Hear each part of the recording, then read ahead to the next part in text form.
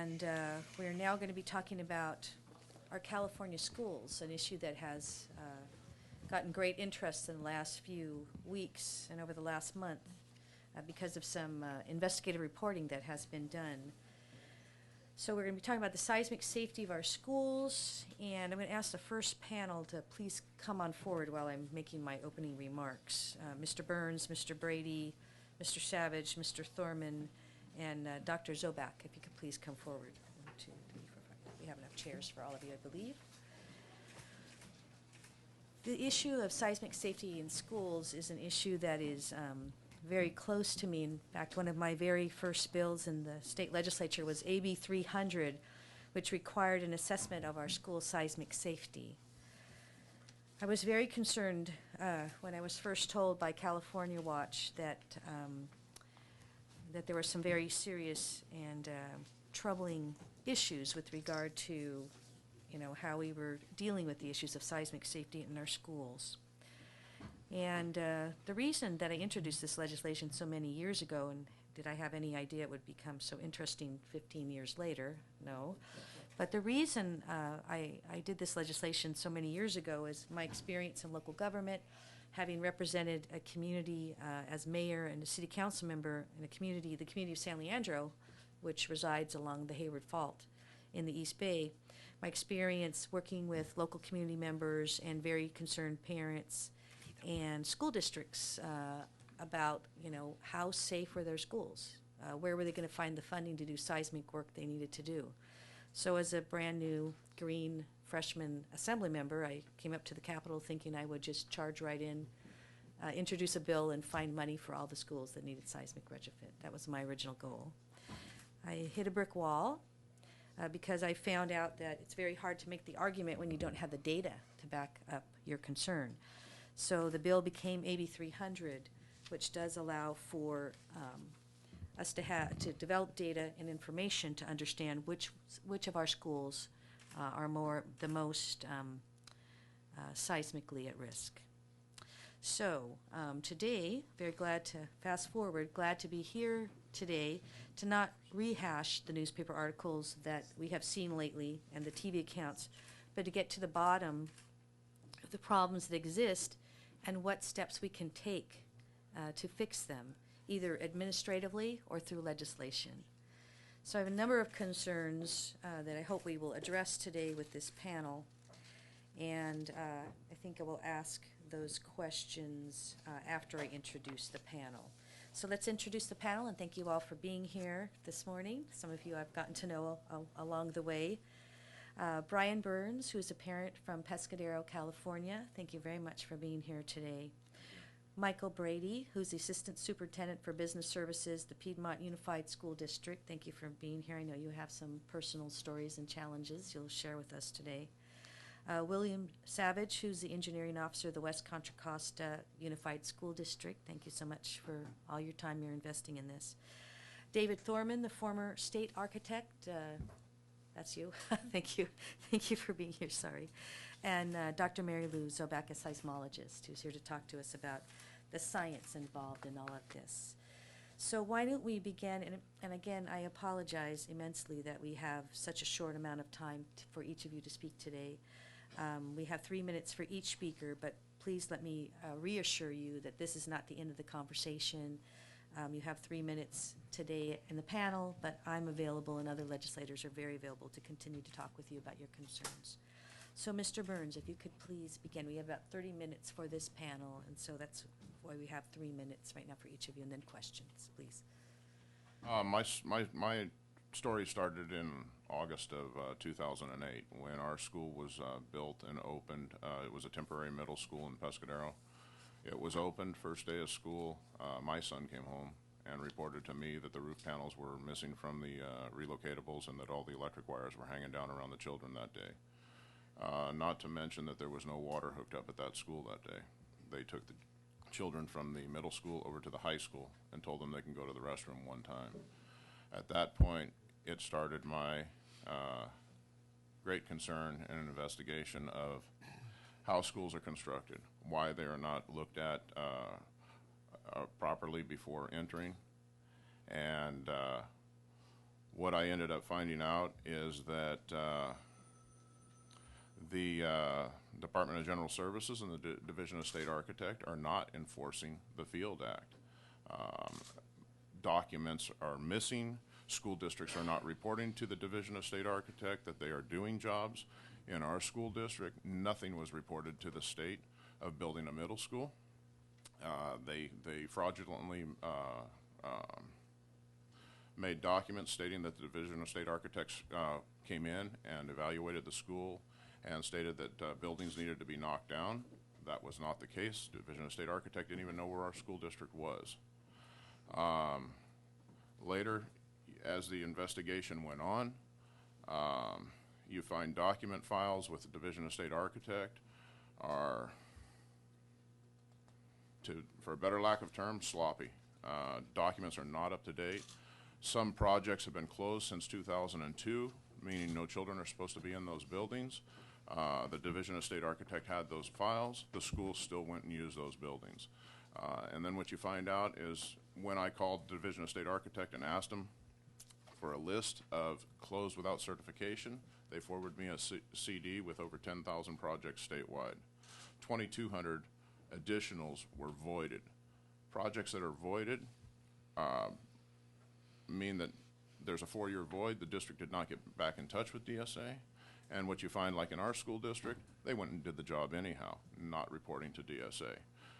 Documentation with DSA has been filled out by either inspectors, architects, or contractors, not fully signed in the proper spots where it says under penalty of perjury.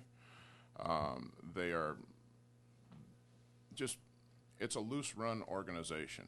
It's an organization that doesn't need to be shut down, but it needs to clearly be reprimanded, and it needs to be reorganized. You'll hear today that, well, it's just a paperwork issue. You'll hear today that, well, it's a funding issue and there's not enough money. There's been plenty of money. $120 billion, as I was told by OPSC, went to school construction between 2000 and 2009. Over $300 million per month to schools for construction work. But the school districts, I'm not saying all school districts, but a majority of them are not properly following the rules and regulations. When I walked into DSA for the first time in the Oakland office, all the documentation was hung up on the wall right there. A DSA 1, a DSA 5, a DSA 6, it's not rocket science to build a school properly. It's just that between school districts and the state being sloppy, the job's not getting done. And the school districts know that, so they take advantage of that. They've taken advantage of the public by way of going for bond initiatives, telling the public that they are getting schools in better shape. You're going to be guaranteed a better school, when in fact, when you go back to the records and the documentation, the school districts aren't better because they're not even certified buildings to be able to be accessed by children and faculty. We don't need to close schools. We don't need to shut down organizations, but we do need to have legislation look at this and explain to DSA that they are the policing agency. When I went to DSA to try to stop this in September and August and September of 2008, they tell me they don't have any badges. They don't have any guns. Just recently I've been told by the regional manager of Oakland office that they are not deputized, but it clearly states under Ed Code 17280 that they are the policing agency for the state under the DGS. So there's a lot of misinterpretation, and I think a lot of it is done sometimes intentionally to get around issues. I was contacted last week after a year and a half of no contact with DSA. I get phone calls after your draft agenda hits the everybody that's supposed to come here. It was sent out. I get phone calls from the Division of State Architect last week asking what is the status of the buildings at the Pescadero High School? Do I have any plans for those buildings? Did you note to anyone at any time that the roof job was illegal at the Pescadero High School? At that time, were there any documents written up, any reports taken at that time? No, no, no, because all I was told is that's the school board's responsibility. So what you find also is that school districts know that they need to go to the Division of State Architect and have their plans approved. you, Mr. Burns. I'm so sorry we don't have more That's time, fine. but thank you so much for your willingness to speak up. It's extremely important to this process, and we really appreciate you being here today. Thank you. Thank you. And thank you for being such a strong advocate for your children as well. You should be congratulated for that. Thank you. Our next speaker is Mr. Brady from the Piedmont School District. I know you have some interesting stories for us as well. As long as your red light is on, you should be live. Okay, the button. push that button, There and you you're live. Good morning. Thank you for extending the opportunity to speak with you today. I am honored to represent the Piedmont Unified School District and the Piedmont community that has spent the last 11 years with a conscientious plan to seismically upgrade all of our school facilities. This is maybe new to the outside press. This has been a decade for us. Mr. Brady, could you pull your mic a little closer? Sure. I think you might not be able to be heard in the back. No problem. And again, I commend you for holding these hearings so that we have a chance to come and you can hear our stories. So this portion of the program is supposed to be about questions. I've framed my comments in the form of 3 questions. The first is questions about what about the AB 300 list and what do we do and where do we go from here? Clearly, the list is not perfect. There are omissions, there are errors. Funded projects for Piedmont Unified, speaking again only for my district, the 2 funded projects were for buildings that were not on the AB 300 list. The district invested in structural analysis of buildings specifically at Piedmont High School in order to get those buildings included on the AB 300 list. There were also buildings that were on the list that were not eligible because we had done some retrofitting in the 70s. So it's not perfect, but it was something that we worked with. We also have a 3rd building that we did structural calculations on, also at the high school, that we believe meet the criteria for inclusion on the most vulnerable list, but it has not been funded. What I really want to say about this, though, is what was not on the list was our most vulnerable building in the entire school district, a wood frame elementary school consisting of 2 wings with demand capacity ratios that were off the charts. I know people say that wood frame buildings, they bend but they don't break, they buckle but they don't fall down.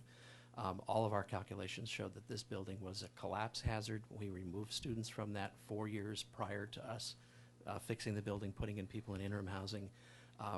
If there is a discussion of this list of buildings, and if we're going to take a look at how we define vulnerable buildings in the state, it is crucial that we take a look at wood frame buildings. They're not all built the same. The second question, in terms of what do we do in terms of supporting the division of the state architect, I realize that there is a lot of frustration with DSA. We have had our share. I would also like to say on the flip side that we've had our successes with DSA, and in particular with DSA Oakland. They are familiar with our designers and architectural team. They're familiar with our projects. They understand the sophistication of employing ASCE 41 standards. And so we've been able to move smoothly. We haven't had that same experience with other DSA offices. And so the metaphor for me here is that DSA probably needs its own seismic retrofit, that the structure is in place, but we really need to go back, retool, take a look at what's good, work on it, develop it, so that in fact when force and strength meet, that there is a balance. Lastly, the comment I would like to make, or the question I'd like, is what to do with the remaining $180+ million of unallocated monies. There's a lot of discussion about changes in GSI thresholds, et cetera. I will speak for my district. We have one more seismic project on the docket. We have an unfunded, but as allocated SAB section. While you're figuring out what to do with 180 million, we would like to use our SAB unfunded but allocated portion as collateral against those funds. We could get the work done. It is the last of our projects, and it is so important to us to finish this work, as I said, that we've been working on for 11 years. Have you had an opportunity to speak directly with SAB? I attended the subcommittee about 10 days ago. Okay, very good. And I know you have a very strong advocate, Senator Lonnie Hancock, who's been working very closely with you as well. Yes. Yes. I'd also like to point out that we are not the only district that sits Oh, on yes. the North Hayward Fault. San Leandro, Berkeley, Castro Hayward. Valley, yes, I know. So I am here on That's why behalf I do of this all kind of of us. work. Yes, thank you. And I wanna say thank you to you and congratulate you for your work. Not all sad to say we have huge challenges with funding for our school infrastructure, which are just for me it's just mind-boggling that we have so many challenges. But I want to thank you because not all school districts have had the opportunity to do the studies, the engineering. You're very proactive. There's no doubt about that. You're outstandingly proactive. And many of the school districts along the Hayward Fault are. I've worked closely with some of my districts who've had the same frustration trying to access the funding from the bond because of these very strict requirements. Little did I know when I was being contacted by my local school districts with the very same issues you have spoken about, projects that are ready to go, matching funds, and they weren't just quite able to make that criteria, just missed it. Little did I know that there was this memo that had been drafted to restrict those funds as we were trying to do the work to change them, to access that funding for other school districts like yours. It's just, I'm speechless for a moment. Anyway, thank you very much for that. Mr. Savage, I know you have some similar stories to share with us. Thank you, Senator, and thanks for your leadership in keeping this issue alive and your work on the AB 300 list originally. I'm Bill Savage. I'm the engineering officer from the West Contra Costa Unified School District, and we anchor the northern end of the Hayward Fault in the Bay Area. We have 14 sites that were listed on the AB 300 list. We have 7 sites that met the Prop 1D original seismic ground motion of 1.7 Gs. And what we would like to ask is where will the state be and where is the state commitment that can match the local commitment to seismic mitigation? Our district has passed 4 local bond measures since 2000, and a fundamental part of each of those bond measures has been seismic mitigation. We started the program by providing a structural analysis using the FEMA 310 criteria of every single site in the district to develop a priority list that would inform how we would spend the bond funds. And using the priority list, we began with, and this was prior to us actually receiving our AB 300 list in early 2000s, but we began our program by addressing the sites that were identified as the poorest seismic performers, including, for example, El Cerrito High School. And we began a process that eventually led to the demolition and the reconstruction of El Cerrito High that just reopened in 2009. And our program has continued, and we've taken action on almost every single one of those sites. We've also followed up with whenever we've had information from our original seismic analysis, then we've gone to the next step and done a more sophisticated seismic analysis using ASCE 31 criteria. So, for example, our most recent project that we did that with, Portola Middle School, that report came back from our structural engineering firm, and it indicated a high potential for collapse. And so our school board was faced with that moment and really had to wrestle with it. We closed the school. We moved the students down to the bottom of the hill, and really courageous action by the board and the community to build a temporary campus to house those students until we could reconstruct that school.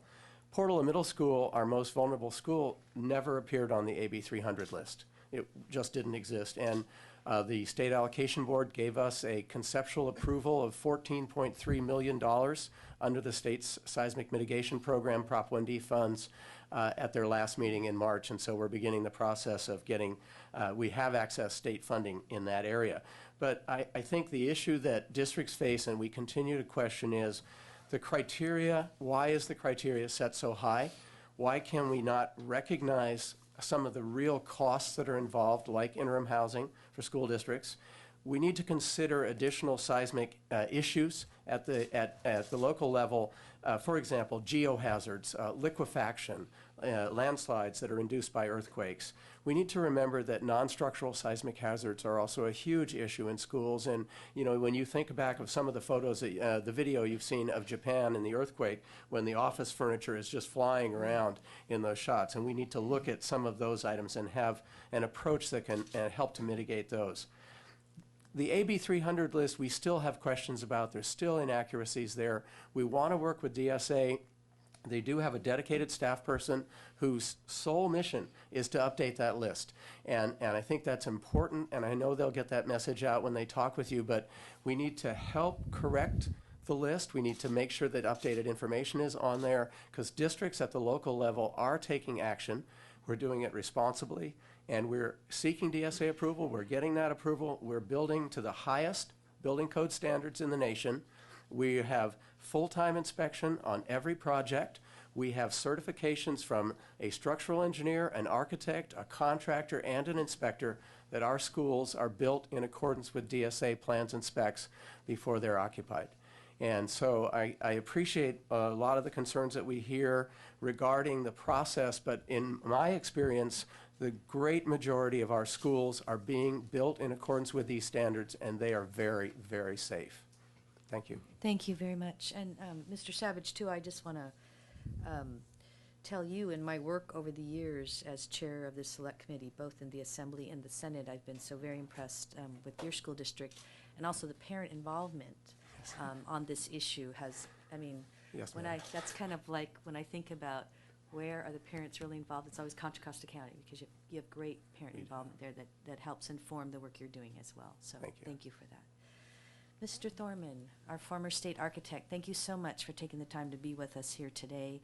You know, this is the section where we're raising questions, and hopefully you can help us understand what some of the challenges are, and, you know, what do we do to deal with some of these issues? You've had the experience in the department. I know you've had, I'm sure, challenges as well, but please enlighten us. Thank you, thank you, Senator. Appreciate the invitation.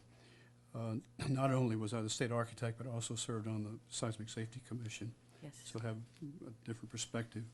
I'd like to talk briefly about 4 different areas: California schools in general, the Field Act, DSA, and then AB 300. And I want to say, first of all, I think the California public schools are probably the safest schools in the country. That's the positive side. We do have issues. We have 3 areas that I think need consideration. I know that the Division of State Architect is working on the Type 4 letters for certification. Those are the letters where the project has not been certified because of a potential safety or health issue. The AB 300 list is still out there. I sent a letter out in 2008 to all school districts, not just to the AB 300 list, requesting an update to that list. And that information is still coming in. I don't think it's all in yet. The third area that is a concern are projects or school buildings that are built without coming through DSA. And we discover these only when it becomes apparent. But there are projects out there where districts have either not known to come through DSA for review and certification, or they purposely avoided us. Those are the most difficult ones to find, and we have no idea what their condition is. The Field Act, I think, is the mainstay, of course, of everything that we're doing. I think it's a fantastic piece of legislation that's in place. It's been updated. The codes are being updated as we learn new things about seismic. There's one part of the Ed Code that I think needs to be adjusted, and that is Ed Code Section 17315, which reads in part, "Nothing in this article shall prevent beneficial occupancy by a school district prior to the issuance of this certificate." Yeah, I would agree with you. It needs a little work. The Division of State Architect, I agree with Mr. Burns. There are a lot of questions, there are a lot of issues. When I became the state architect in 2005, I put in place a strategic plan, a 5-year plan that, like all plans, never quite get there, but to improve the division and to deal with a lot of the issues that Mr. Burns has put forward. I do believe that it's a very viable organization. I think that we have some of the best qualified and experienced senior architects and engineers. I think they're very conscientious. I think that any project that goes through DSA and through the inspection in the field is a bona fide safe building. They are short of resources. They were furloughed like other departments, even though they're continuously appropriated. which I don't understand, frankly. That didn't make sense to me either. I do think that that needs to be looked at. They need to be given the necessary resources to make the changes Mr. Burns has pointed out, as well as focus on the AB 300 list in working with the school districts and other organizations to bring all of that to bear. AB 300, as I mentioned, I did send a letter out to all districts in September of 2008. We do have the money, the $200,000 that's available for engineering studies, as well as $195 million. That's both. I think both are stymied. Perhaps the engineering money is going out now. I'm not sure. In terms of recommendations, I think that we need to modify the requirements on access to Prop 1D, which has already been mentioned. Find funding for the engineering studies. The $200,000 is not going to cut it. We need more money for that. But we need to find that or help the districts find it so at least we know if we have a problem or not. We don't know that yet. We need to modify the Field Act, as I mentioned. We need to give the DSA the freedom to work within their funding source to look at how many field engineers they have, if they have enough. Just real quick,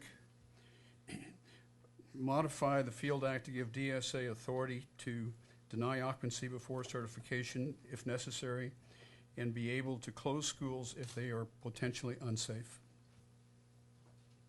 Thank you very much, Mr. Thorman. I'm so glad that you were here, and those recommendations will be pursued. Thank you. I'm working with my colleagues in the legislature, and I very much appreciate you being here, and hope to continue conversations with I'm you available. to help. Thank you. You don't know, it's music to my ears. Thank you so much. All right. Our next speaker is Mary Lou Zobak. Nice to see you again.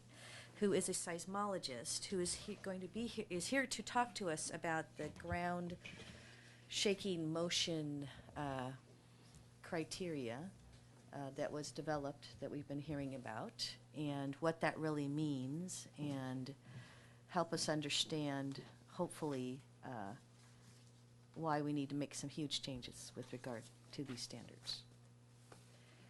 Okay, thank you so much, Senator Corbett, and thank you for your leadership on seismic safety. The whole state benefits from your efforts. I wanted to say a few words about how we assess seismic risk in the state.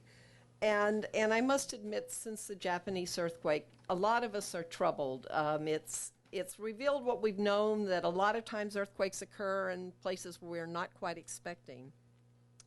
But in general, in the long term, we can define the really hazardous areas. And on the map here, which doesn't seem to be quite in focus, is a recent analysis funded by the California Earthquake Authority. This is done by the Southern California Earthquake Center, the U.S. Geological Survey, and the California Geological Survey.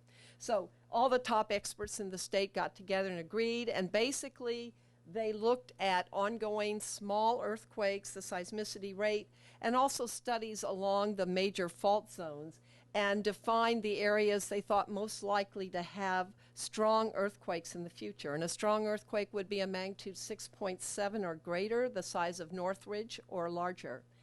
And you can see on the map the most hazardous areas are in red, the highest risk, and they are along the major faults. However, much of the state has a shaking hazard risk. In particular, I want to point out some of the most dangerous faults. One would be the southern San Andreas Fault. That southernmost portion of that fault, it has a assessed likelihood of almost 60% of having a major earthquake in the next 30 years. And that's because geologic studies have shown over the last several thousand years, there's an earthquake there on average every 150 years. And it's been 300 years. So if you will, the fault is 18 months pregnant at the moment. If we move up to the Bay Area, we have the Hayward Fault that we've already been listening to. The reason we're concerned about that fault is we've captured the last 12 earthquakes on that fault in the subsurface. On average, they're about every 140 years, and the last event was 1868, and you guys can do the math. So again, locked and loaded, ready to go. So we can identify the major faults, and those have been identified. But as I say, there's risk statewide, and this is a 30-year forecast for future earthquakes. I've added onto it the last 40 years of major earthquakes, magnitude 6 and greater, and they're the various balls that you see on there. Size is proportional to magnitude. So since 1971, we've had 20 magnitude 6 or greater earthquakes in California, and 5 of those were greater than magnitude 7, a fairly strong earthquake. There's been about 200 fatalities, and I just put up this chart to emphasize that, of course, San Fernando, Loma Prieta, and Northridge is where we had most of the fatalities in the 60s, all of those. Those are all less than magnitude 7. They're not huge earthquakes, but they hit in major urban settings. So that's one point I want to make, is that you don't need a really large earthquake to cause damage to vulnerable structures. And the second point I'd like to make is looking at the last 40 years of earthquakes. Not all of them fall in the red zone. In fact, most of them are occurring off the most hazardous zones that we've identified. And just in closing, in terms of prioritizing school retrofits, a lot of talk has been given as to this number, this threshold to qualify for the Prop 1D funds. It's a threshold of 1.7 G. I won't get into the technicalities here, but I've taken the hazard map that they use to determine this threshold. It's shown here, and the boundary of 170% G is sort of the murky orange color. But what I want to emphasize is what a small portion of the entire state meets that threshold. And I live on the San Francisco Peninsula. Not a single site on the San Francisco Peninsula qualifies, even though since 1906, in the 100 years, we've accumulated, we can measure the strain, and we could have a magnitude 7 earthquake tomorrow on that fault. I can't say I'm happy to hear what you just said. I'm a little pissed off. Thank you for sharing with us the science, and I'm speechless again.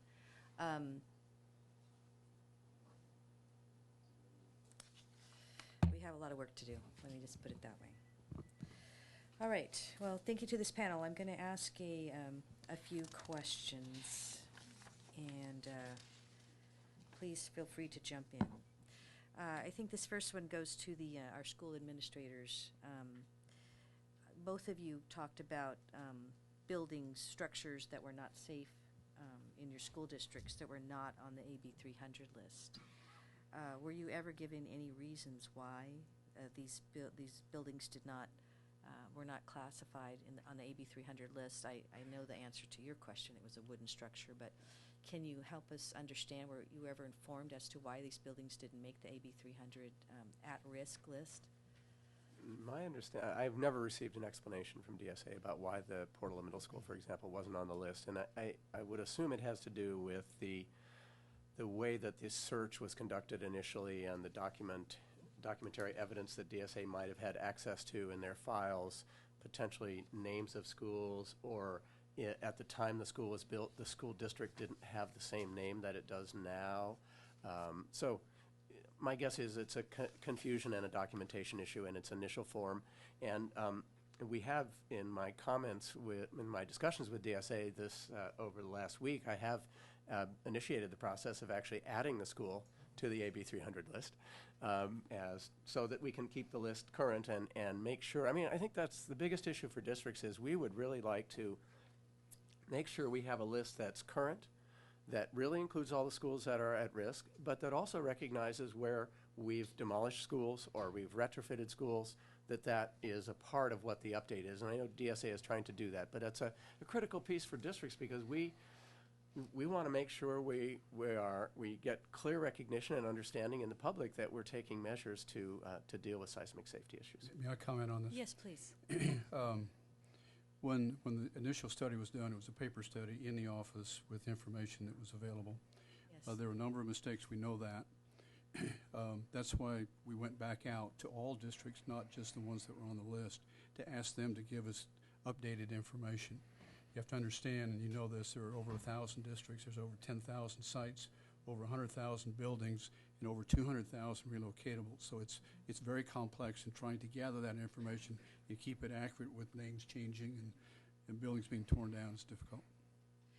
What could we do to, though,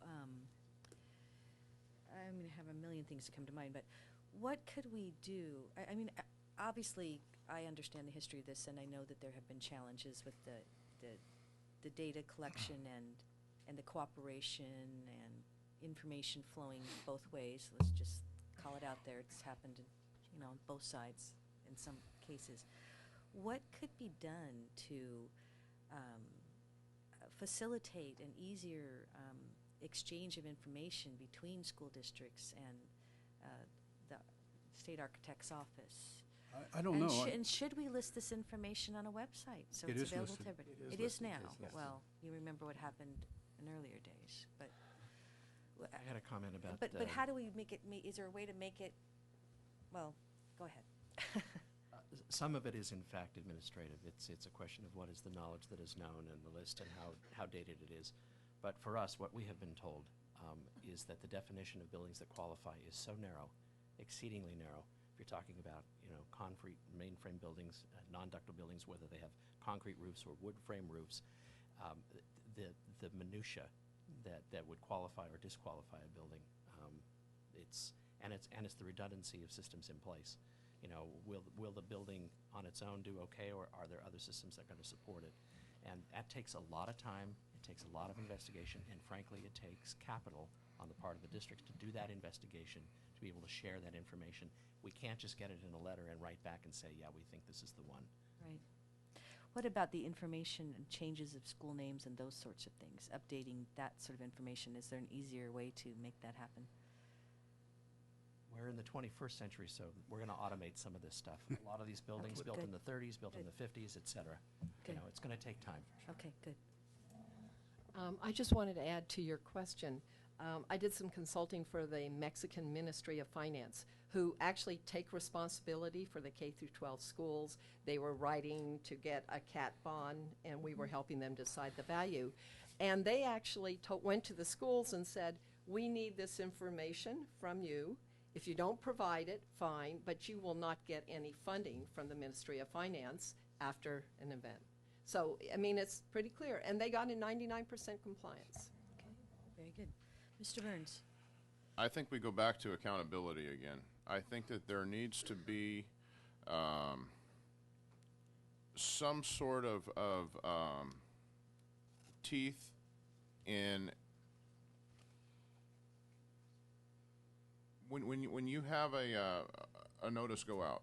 There needs to be some sort of teeth that if you don't comply with this notice, you will be personally responsible or liable, whether you're the superintendent, the board, or what have you.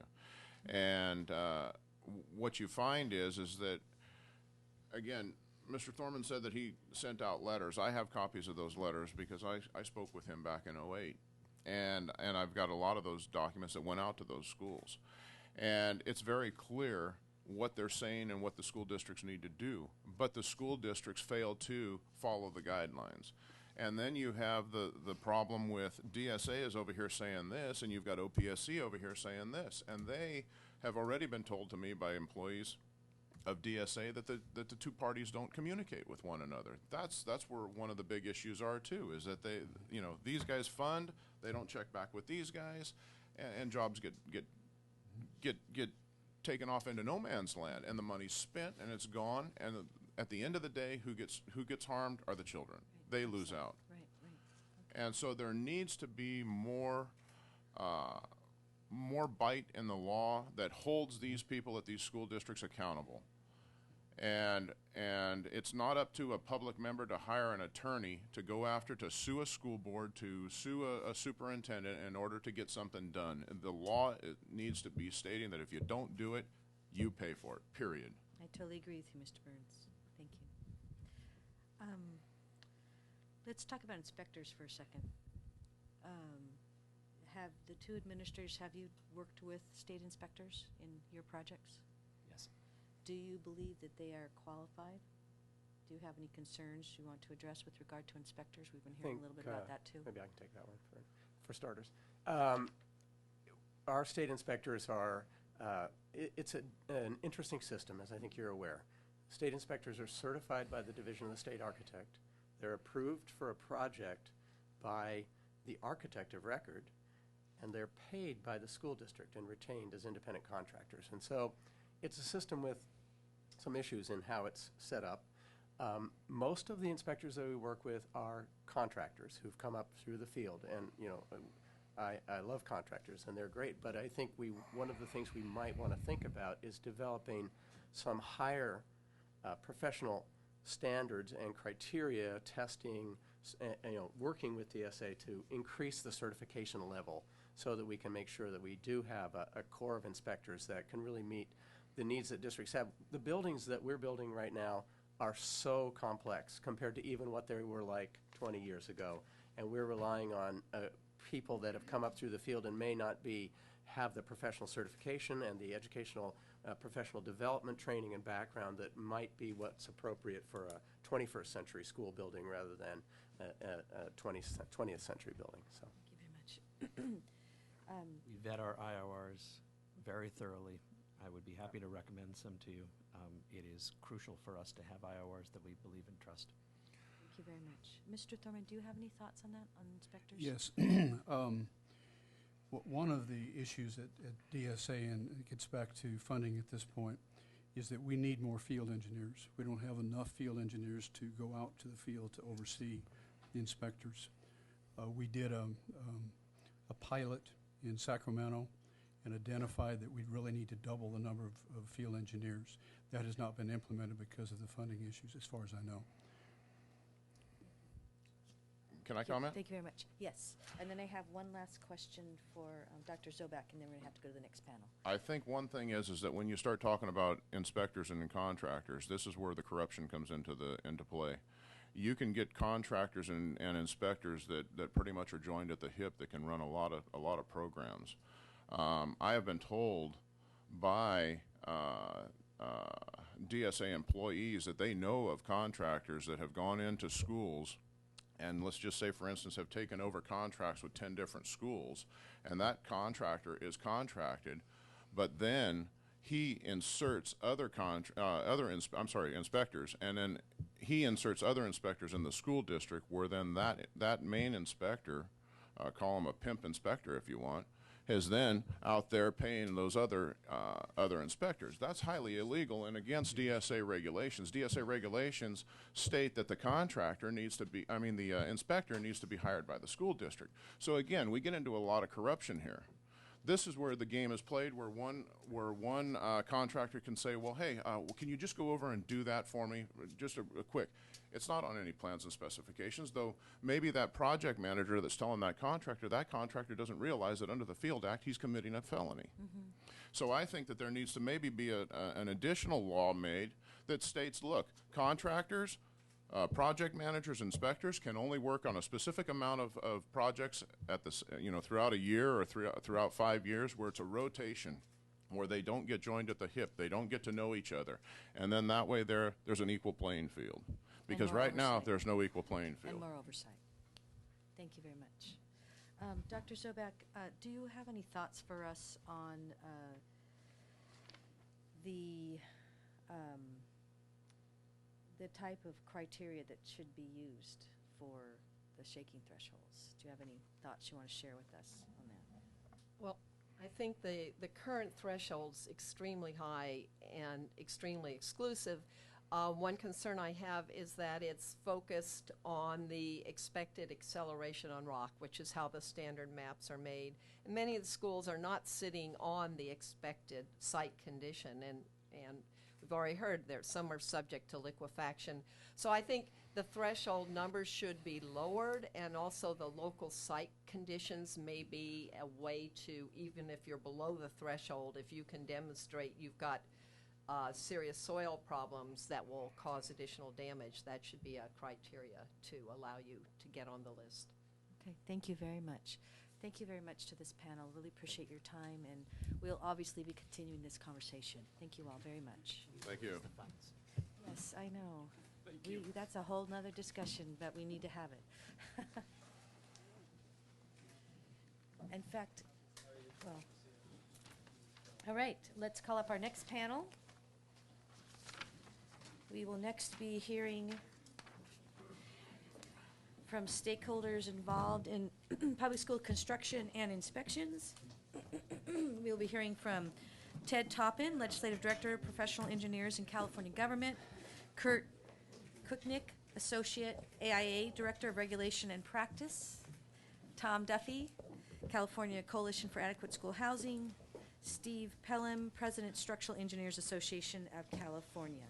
Thank you all for being here. This is the section where we hear from the stakeholders who are actually involved in the process, and hopefully you'll be sharing with us improvements that we should be making. So let's start with Mr. Toppin.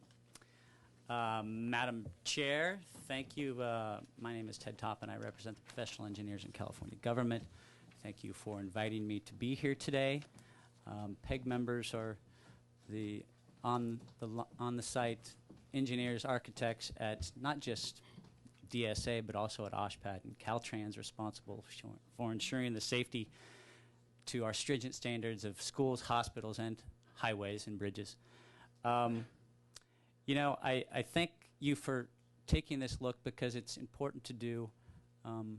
We forget the damage that earthquakes do in lives and to infrastructure, and I'm hoping that this spurs some change. I mean, our previous changes, you look back at it, our stringent standards were, you know, the Long Beach earthquake gave us the Field Act. The Sylmar earthquake gave us the Alquist Act. Loma Prieta brought us the sort of retrofit program for the bridges. I'm hoping this is an attempt to get ahead of the curve. Let's implement reforms now that make sense before we're asking questions afterwards and essentially saying what happened. And that sort of brings me to the piece that I think is the missing link in assuring the safety of our bridges, schools, and hospitals, and that is this concept of independent inspection. Inspectors are to be the eyes, ears, and voice of the public. They are to ensure that you get what you pay for, that seismic safety standards are met. And that is lost in many of our programs. And I think specific to DSA, let's talk about it here. The California Watch series talked about a lot of things, and we can quibble about the accuracy of some of them, but what you can't quibble about is what they really reveal is inspection failures. Dozens of stories of inspectors not on the job, materials not being tested appropriately, of work being approved that doesn't meet standards. And that's because of the awkward, I think Mr. Savage called it interesting way that the inspector of records are hired. I think Mr. Burns called it corrupt, but this really needs to be addressed. The inspector is to ensure safety. He should not be dependent for his current and future employment on the school district. He should report to the Division of State Architect. The Division of State Architect is ultimately responsible for the safety of those schools. And they can't do that because there is this disconnect between the field engineer, who's responsible for overseeing the IOR, and the IOR who doesn't sort of have an obligation to the division, but to the school district for his future employment. And that has led to countless stories of go along to get along to make certain that you are a team player and secure future employment in this industry. So I will repeat Peg's call, and we've done it in previous years, that we need to put these inspectors under the authority of the Division of State Architect. They need to report directly to field engineers who oversee them, and that is how you get a safe product. That is how you get schools that stand the test of time in the next earthquake. I mean, that's really the piece. And I guess I would also put in a plug for the Wilson administration gutted staff at DSA 15 years ago. The Schwarzenegger administration stole millions of dollars from them. And what you're looking at is a staff that doesn't have the people that can do the work that's necessary to ensure the safety of the schools. Furloughs didn't help. Overtime and hiring restrictions don't help. But you really need to bolster the staff who not just does field engineer work, but does the plan review, and then add the component of actually having the inspectors work for the division to ensure school safety. Thank you. Thank you very much, Mr. Toppin. Our next speaker is Kurt Kuknick with the AIA. Good afternoon, Madam Chair. Thank you for this opportunity. As Mr. Toppin said, you know, there are many reasons we're here today, and that's one of the things about the On Shaky Ground articles that was lacking was how did we get here? They identified the problem that brought us here today, but how did we get here? And I think that, as Ted said, the furloughs, the hiring freezes, the limitations on contracting out, the focus on bin time over project closeout and certification, these were all distractions on the DSA that were mounting on a staff that was already at a diminished capacity. And I think it's very unfair to ask a great deal from a small group of people and then to paint them with a broad brush as being irresponsible stewards of the public safety. The AIA, the members of AIA, the architects who aren't members of AIA, who practice in this area, take this very seriously.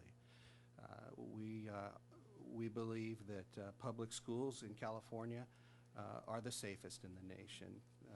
Fortunately, we've never had a loss of life in a public school from a building failure, and we want to make sure that we continue. Right. We have met with your staff, we've met with DSA staff, and we've discussed a lot of these issues and how we solve them rather than point fingers. But I'm going to lay this at the feet of former administrations. This was a leadership failure. This was a misunderstanding of this agency's importance and the needs that this agency had to do their job correctly. And if we're going to do anything here today, I think it's to make sure that those needs are addressed so that this doesn't happen again.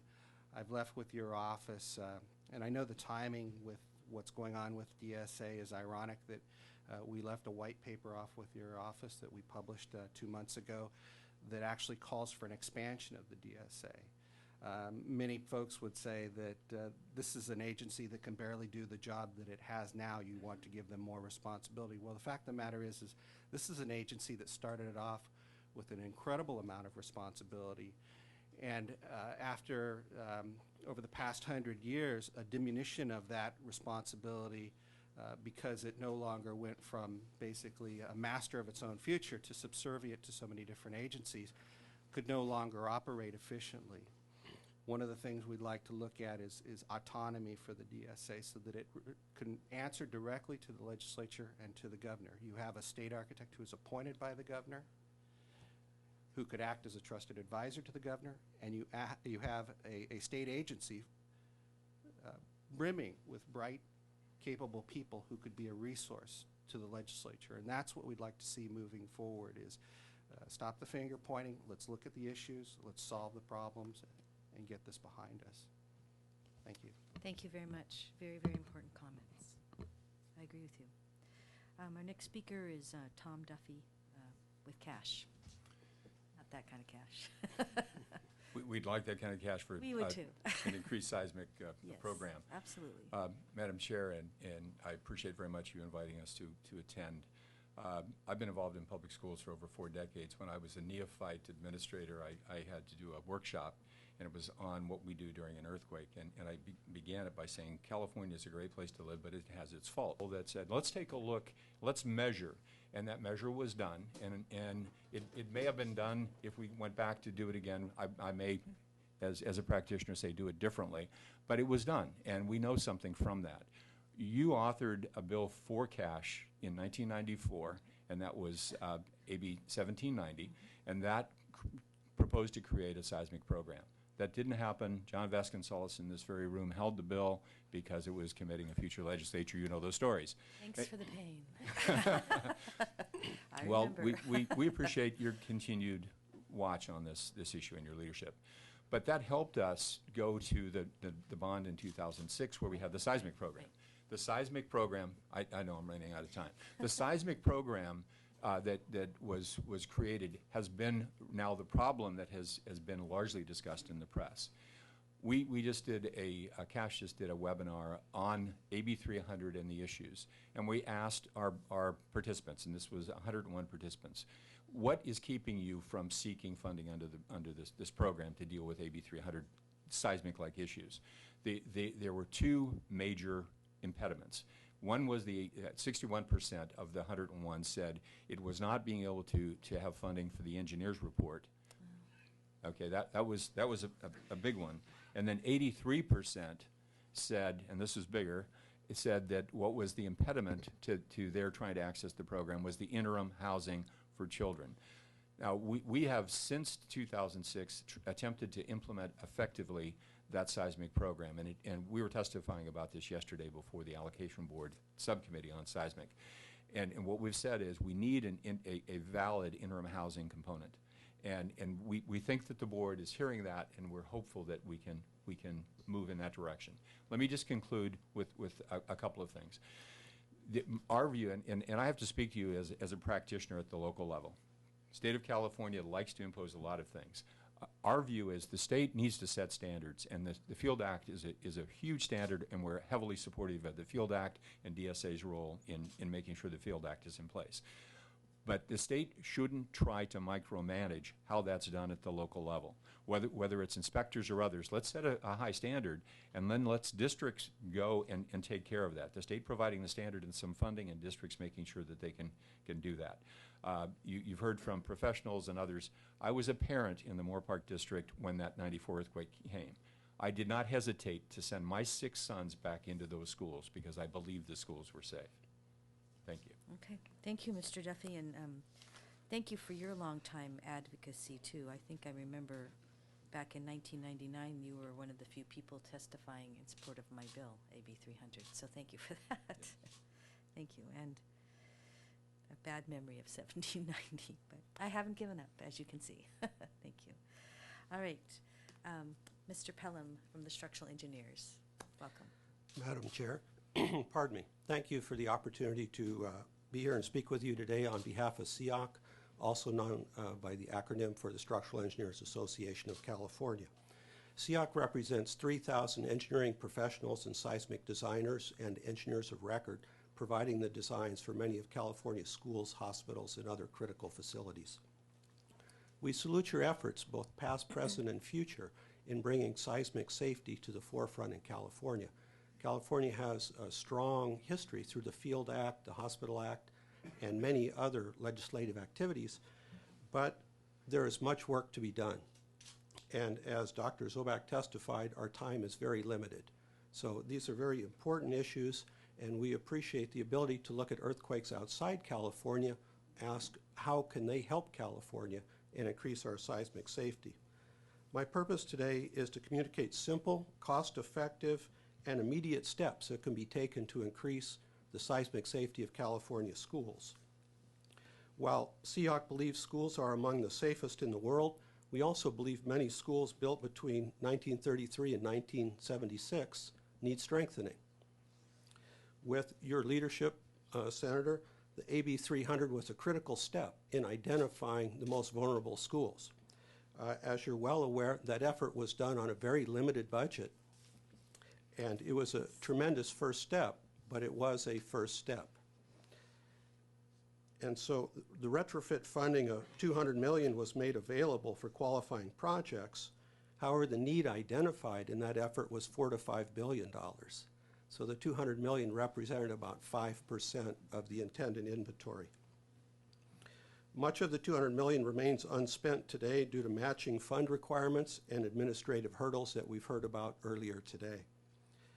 Additional retrofit funding is needed along with a streamlined process to access that funding.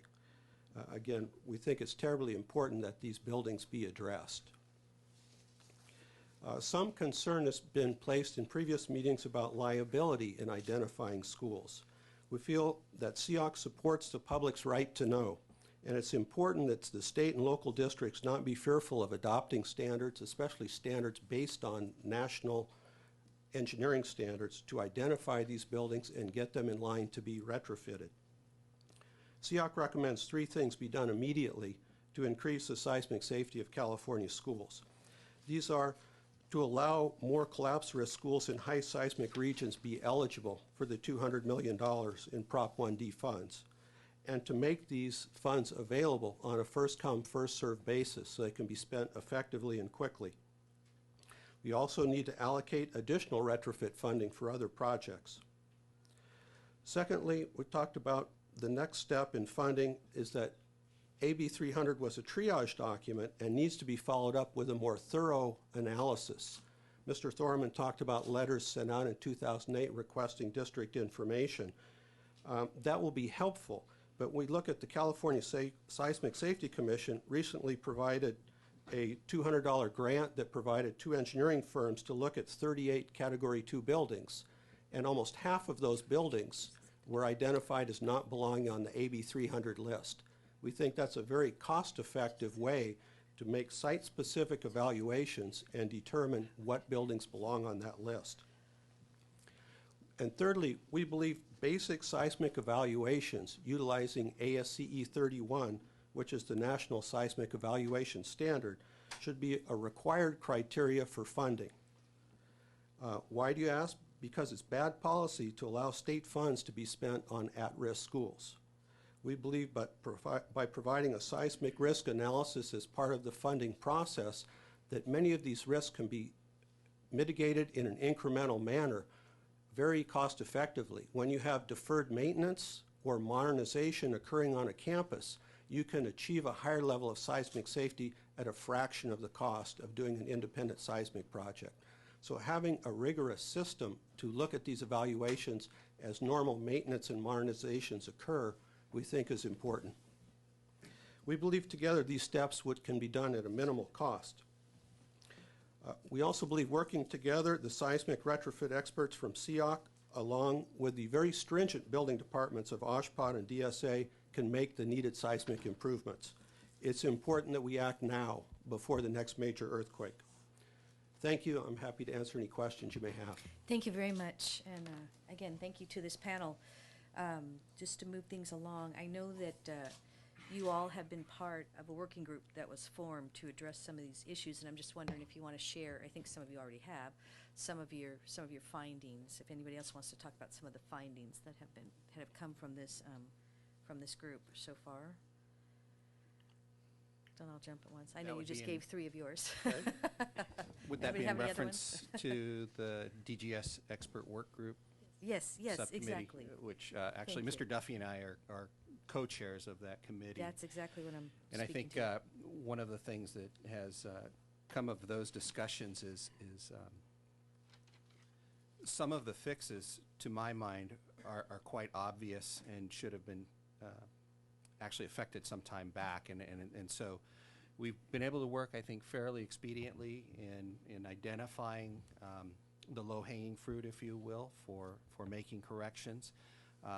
DSA has, through Chip Smith and Masha Fuman, have shown just an incredible willingness to work with us as we resolve these issues, first identifying and then identifying a solution towards them. And I think, as I told the group the week before last at DGS, that I was pleasantly pleased after more than 15 years of advocating on behalf of the profession with state agencies, how quickly we were able to work to find solutions to some of these problems regarding project closeout and certification. And you know, we're making some good headway. We've come back with our findings and given those back to the DGS expert work group as a whole.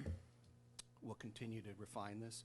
We've made changes to Part 1 of Title 24, the building code.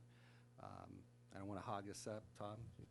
Well, DSA has been highly responsive to us. The issue of closeouts is certainly part of what the media focused upon, besides AB 300 and the seismic funds. Right. But what they have identified that they would do, and this is working through this subcommittee, the working group, is to identify those projects that they find that are the most sensitive projects to work toward closing out. And there's I can't speak for them, but I'm recalling there were about 200 of those. But they have impediments. Part of their impediment is their staffing and the funding, I think, that Mr. Toppin talked about that was sort of moved aside. So what DSA did about 2 years ago under Mr. Thorman's leadership was to put in place a closeout mechanism and a handbook. And they basically identified that if a district applied with an additional check, they could have their project closed with certification. And just in short, what we understand is over 1,000 projects are sitting waiting to be closed. They would like to do that. Districts have paid an additional fee, but there aren't people to do that. So DSA is not adequately staffed to do the closeout that they have responded to us in schools to try to accomplish.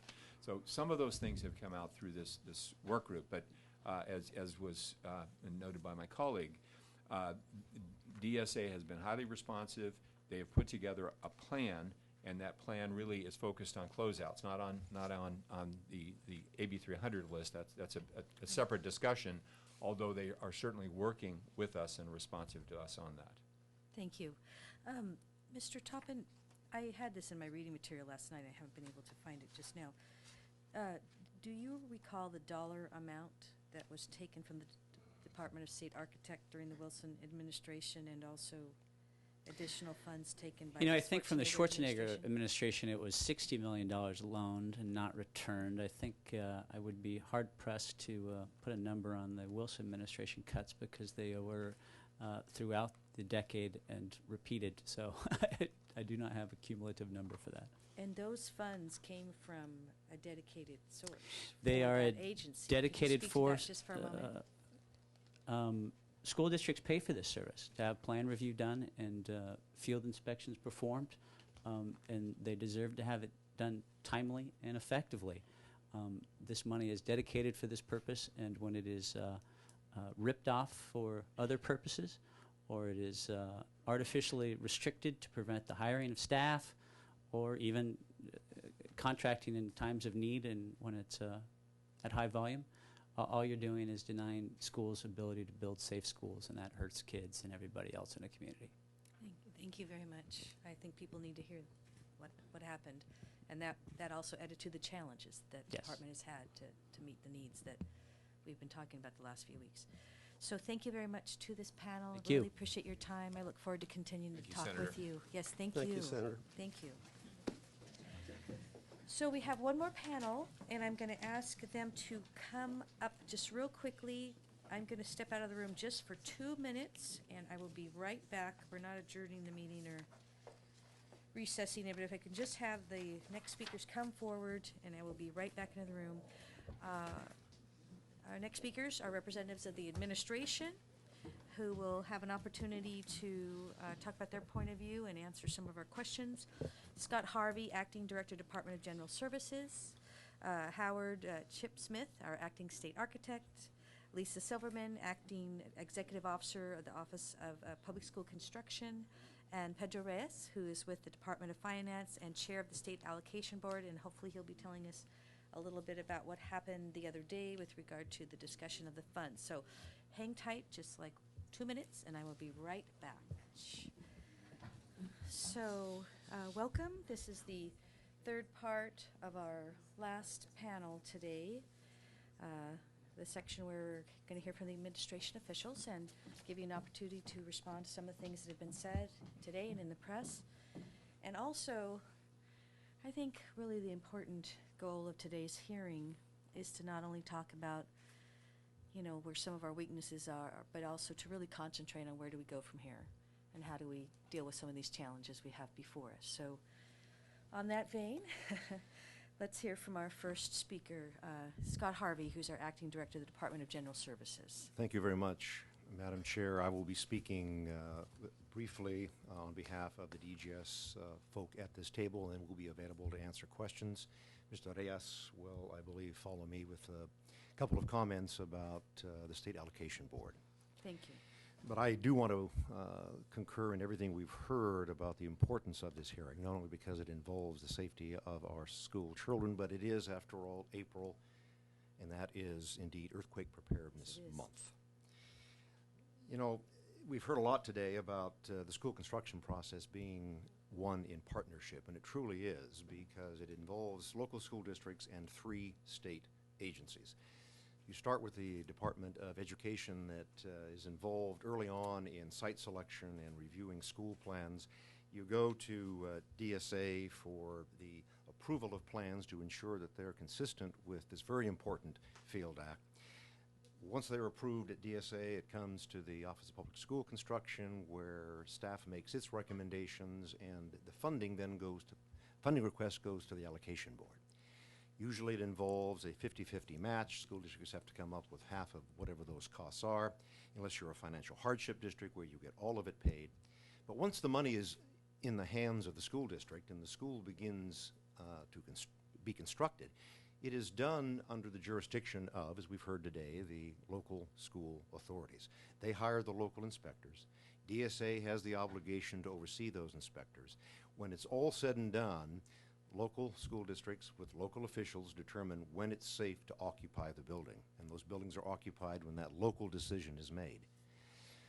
DSA then waits for what is part of our closeout and certification process, which is literally the school districts ensuring that all of the fine work that their inspectors did and signed off on gets to us, so we can say, indeed, we certify that this was done according to the local Field Act. So what do we learn based on our own analysis and some of the local California Watch stories? What are the challenges, as you allude to, Madam Chair, for DGS and for the State Allocation Board?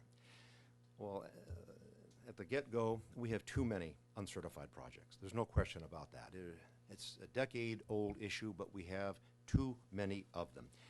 And the public policy issue is, how do we incentivize schools to get us that closeout paperwork so we can certify that the construction has met Field Act standards? One of the things we've done, and you've heard about it, is to send letters to superintendents, not facility managers, but superintendents and school board presidents, saying, if you happen to be one of these Letter 4 schools that may have a safety issue, if you get us the paperwork, we'll prioritize it and close it out. We've heard lots of discussion about the 1D set-aside. The voters indeed said it's important to set aside up to 199.5, almost 200 million for seismic retrofit and repair. Part of that action by the voters was target the most vulnerable. And when the State Allocation Board took up that gauntlet, it did develop fairly narrow criteria, ensuring that we were addressing the most narrow and most vulnerable projects first. We are in the process of, as a State Allocation Board, I'll wear that hat briefly because I serve on that board as the DGS director. We have a subcommittee. We've met twice. We met as recently as yesterday, and we are going to liberalize those standards. And we can get into those questions in a moment. I've got to say something about interim housing. It's come up more than once. Interim housing is an eligible expense under the current program. It does not receive an extra bump. It does not receive extra money. And the public policy question we're going to have to wrestle with there is, if you give districts interim housing money, you're spending less to actually retrofit or improve the school. What more can we do to enhance the inspector program? We've heard it's a process where DSA certifies the competency of the inspectors. Districts hire them.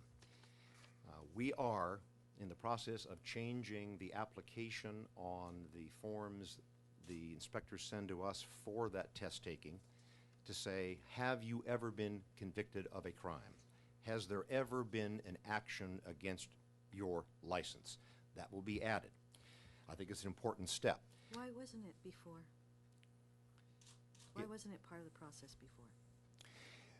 It was not part of the process, so we were focusing on the core competency of the inspectors. There was probably some give and take about who held the due diligence to do background checks, because the individuals we certify are hired by school districts. I think it's an important thing to make that declaration, and we're now doing it. Well, thank you for the improvement. The adequacy of our field oversight has come up, and you've heard about the stakeholder groups giving us input on how we can improve how we intake. That's an important part. We endorse it, we support it, we're listening. We're going to re-examine the workload issues within the constraints of our budget. And I'll conclude by saying, can the state do a better job? Absolutely, and I've highlighted some of the things that I've directed be done. There's more that can be done. This kind of discussion, I think, will allow for better public policy, both as it relates to regulation and perhaps, and ideally, legislation, so that we can give parents better certainty that their schools are safe. And we are available to answer your questions. Mr. Harvey, so then you would be very willing to be a sponsor of legislation like that I would carry? As you know, the process in the administration is we do not sponsor or endorse or oppose until the governor's office has a position. But you'd be an advocate for that to the governor's We would office? be a participant in the discussions, and we would have a position once the governor's office did. Okay, great. Thank you very much. And just one other question, just so I understand. You stated that the temporary housing or the interim housing is an eligible expense. And where does that eligible expense, where do those dollars come from? Is that part of the seismic portion or a funding? Yes, it would come from the local share, and it would come from the state share. So unfortunately, it comes from that very meager amount we have left to do all the seismic retrofit. It does, if it's claimed. It, to this point, has not been claimed because the 50% match for locals is a contentious and tough issue, and they often don't want to add more to their cost. Yes, because they have such overwhelming They needs do. to address. They do. Okay, thank you, Mr. Harvey, very much. Mr. Smith? Oh, no, I'm sorry, Mr. Mr. Reyes. Thank you. You Thank- changed my agenda. I That's not did. what my We're trying to agenda be says. conscious of your time limits, No, and I thank you decided very to speak much. for all three of us. Thank you. Mr. Reyes? Thank you, Madam Chair. As Mr. Scott has pointed out, he has covered some of the material that I did want to talk about. You and I had a conversation on this, but just for the record, I wanted to clarify that. On my first priorities, I took the role of the chair of the State Allocation Board mid-February, so where I was appointed by the governor, and I think my first meeting was late in February. In March, we had a first priorities and funding cash management meeting, and at that time, somebody suggested that the money in the seismic program be transferred to new construction. A concern was raised about doing that.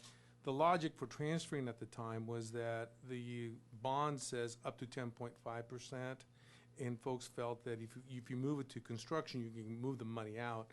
The concern was raised that, similar to your concern, that this is seismic money and should not be moved out. In the interest of public deliberation and on behalf of the administration, we created a subcommittee to vet this out, look at it, and that's the subcommittee that Mr. Harvey chairs and they just met yesterday. Yes. They're still working on this. They're still trying to figure out what to do, how to get the money out. The issue is, of course, that you can very easily spend the $200 million in any one county in the state of California. So how do you prioritize, if you would, those resources? When the committee does make the final recommendations, it will be taken to the full board, which is comprised of 7 elected officials, as you know, 3 senators, 3 assembly members, superintendent of public instruction, Mr. Harvey, and myself, and a member of the public appointed by the governor. At that time, we will then take a look and see what the recommendations are, and we'll deliberate as anybody does, and we'll come up with recommendations or adopt recommendations and give direction to staff. There were a couple points made, and I'll just address those 2 points. In terms of the $60 million that was transferred by the prior administration, $10 million has been paid back, and it's my understanding there's sufficient funds right now in the fund to accommodate the budget needs of the state architect office. That's So very that's good news. not an issue. The second issue is, while we do have a hiring freeze, there is an appeal process for health and safety issues, and it's my understanding that Mr. Harvey's already working on that process. And he and I have had conversations on this very issue, that we do have this interest in Great. moving that forward. So I'll address those just because there were points that were brought up by prior panels. Yes. And I won't take any more of your time and just allow for the questions. And Mr. Reyes, I want to thank you for that Clearly, there has been a very positive response by our new administration, by the Brown administration, to address some of the issues that were visited upon us by prior administrations. So I definitely see improvement, and I thank you very much for that. The subcommittee hearing yesterday of the State Allocation Board, and I know we communicated about that, but could you help us understand what the, for the public, what the recommendation was or what the discussion was with regard to moving the funding out? If I Or may, either may I one of- turn it over to Yes. Mr. Harvey since he Dr. Mr. chairs that Harvey? subcommittee? You're not giving the seismic money to other uses, are you? No, we're not, and I can categorically say it, amongst the three of us, there is a concurrence that the integrity of the purpose of the funding needs to remain. And it will be up to the full board to concur in whatever we recommend, but at this point, that is not debatable. We see the value of it. The issue is, how do we move the money more aggressively into most vulnerable school districts? We had two options on the table yesterday. Nothing was endorsed. We're going to have one more hearing in the middle part of May, target to get our recommendations to the allocation board for their May meeting. One of the options was to step down the shake zone from its current 1.68 in increments every 6 months, believing that you would cover more schools, obviously, in a quicker fashion by having a way of stepping down that shake zone. There's been a lot of discussion about whether that's a true and valid and best standard for determining risk. So we have a couple of other options that we're asking staff to flesh out a little bit more fully. One is a incremental improvement of seismic, where you would not expect to improve all of the necessary modernization or new construction items, but you would do just the seismic, perhaps over the summer. You would not have to confront the interim housing issue. It's targeted to shore up the building at its worst parts. Spend more money that way because you're not totally retrofitting one or two campuses. You're spreading the money throughout California. And a final option, which is very intriguing, is, okay, let's have a seismic engineer certify that the building is at risk. We'll have to talk about what that standard might be, but not rely on shake zone only, but the fact that we don't want buildings to collapse under any circumstance. So you localize that definition of risk. You would have DSA concur in that finding, and if they did, then it would come in on a first-come, first-served basis until the dollars were expended, realizing that we only have at this point that $200 million, which now really is at about $180 million. The $200,000 we got from the Seismic Safety Commission has been very helpful because we have been able to do the engineering studies. Districts haven't had to bear that cost. We've heard a lot about how do we, together with districts, make that AB 300 report a more accurate report. It's essential we do, because people looking at it sometimes have false fear, because when we did that initial due diligence, we learned that many buildings shouldn't have been on the list to begin with. They had been either retrofitted or improved earlier than that report, or kids were no longer in them.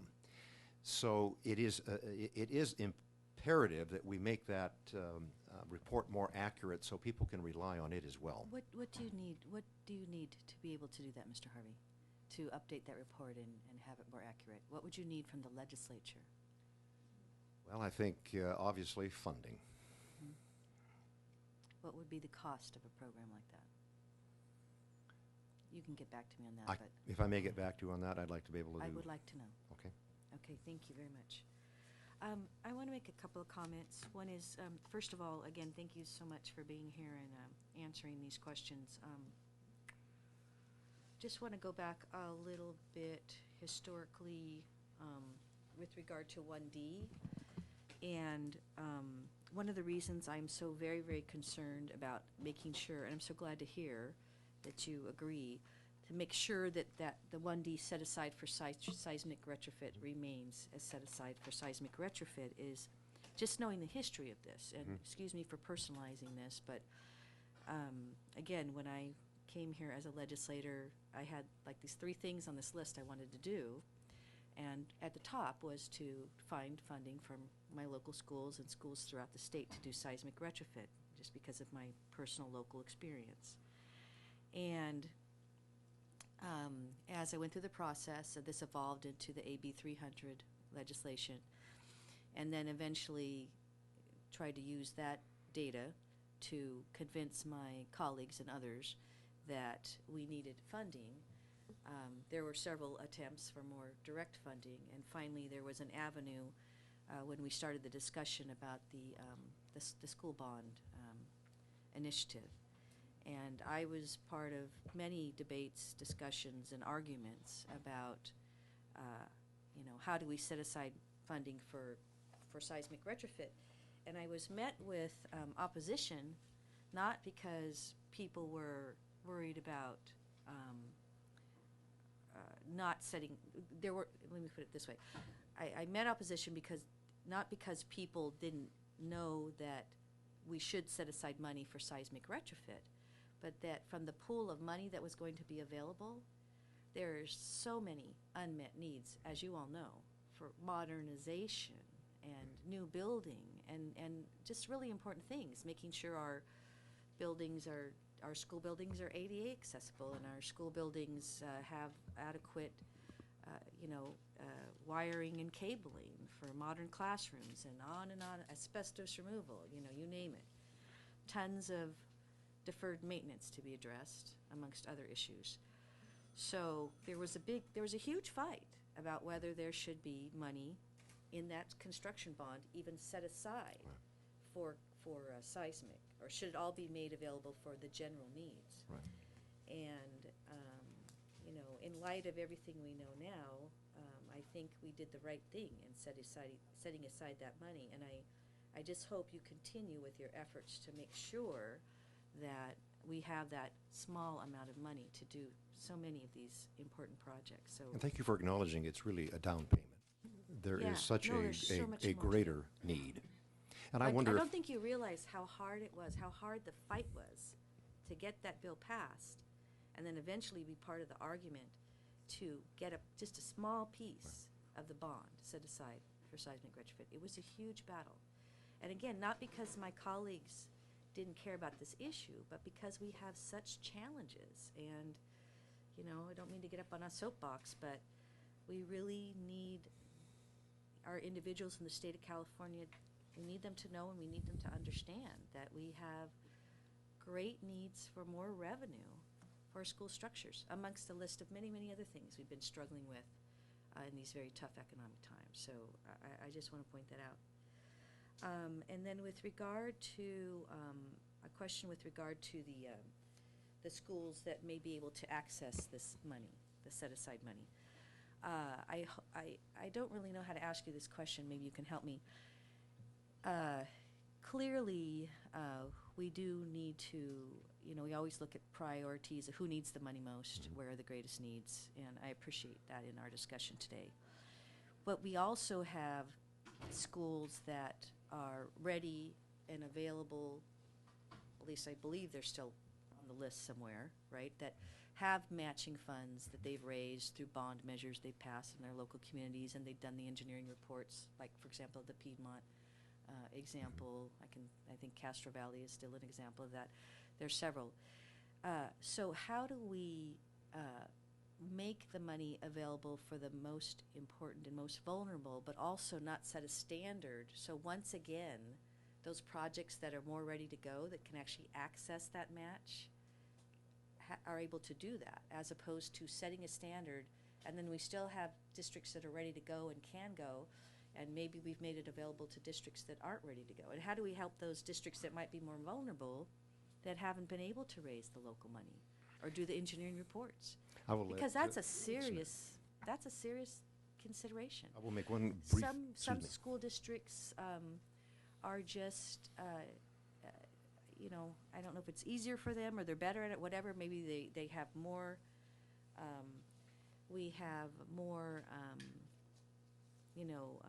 understanding of this in certain areas that, talk more about seismic issues like LA and the Bay Area. And then there's other areas that haven't had the opportunity to raise funds or get local bonds passed because maybe they're more struggling, more economically challenged parts of the state. So how do we deal with that? It's a huge problem. I'll give you a quick answer, and then I'll defer to Ms. Silverman as well, if I might. You've hit upon the challenge that the subcommittee is facing, which is everyone agrees we shouldn't have it as subjective criteria. There needs to be some kind of standard that is fair, robust, and allows people to come in. And that is why we're having a third meeting, is to try to find what that criteria should be. And I think we will do it. I think we will do it.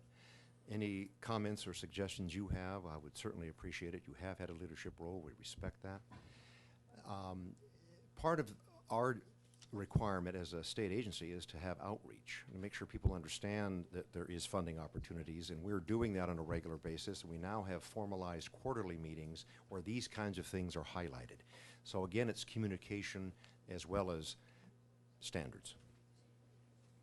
I would also like to highlight really quickly is with the $200,000 grant that we received from the Seismic Safety Commission, you're right, they were able to assess the districts that were most vulnerable and had projects on that they determined as most vulnerable. So we were successful in reaching out to those districts who did opt for a voluntary evaluation, and with that we were able to determine with the evaluation that the 21 projects that actually do qualify for the program.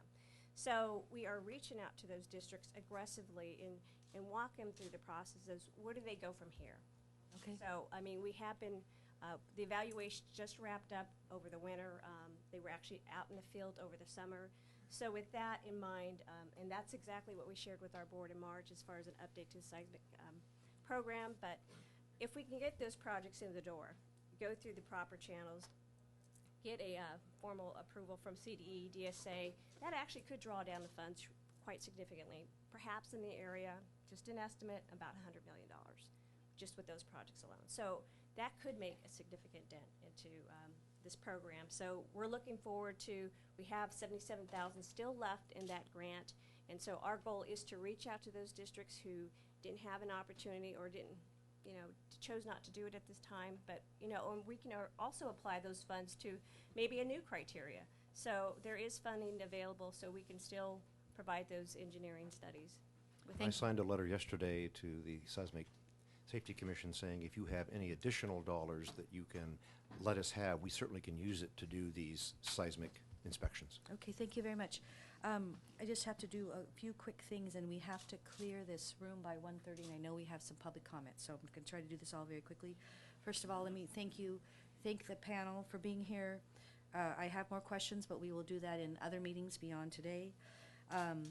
I do want to ask Department of General Services and State Architect's Office if you would do me the favor of speaking with Mr. Burns before you leave today and have a conversation with him. I would very much appreciate that. Mr. Burns, I look forward to continuing to talk to you as well. So Mr. Burns is out there with his hand up, so you see who he is. So thank you for that.